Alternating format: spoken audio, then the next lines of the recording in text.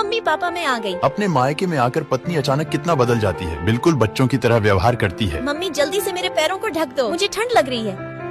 तुम इतनी बड़ी हो गई फिर भी माँ से पैर ढकवा रही हो। तुम एक बच्चे की माँ बन गई हो और अभी भी तुम्हारी नंगे पैर घूमने की आदत नहीं गई। इसीलिए ही तो मैंने अपनी बेटी के लिए ये ठंडों के सॉक्स बनाए हैं। वाओ, इनमें तो पैरों को बिल्कुल भी ठंड नहीं लग रही। बेटा आ जाओ, खाना तैयार है। एक दिन के लिए आई है फिर भी माँ की मदद नहीं कर सकती। चलिए पापा मैं आपकी मदद करता हूँ। नहीं, तुम रहने दो।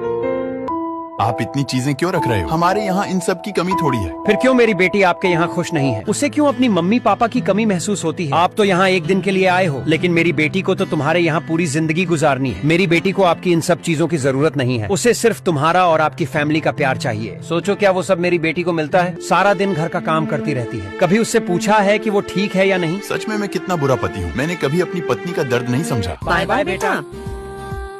आपने गाड़ी पीछे क्यों ले ली? पापा मम्मी मैं और लिली आपके साथ कुछ और वक्त बिताना चाहते हैं।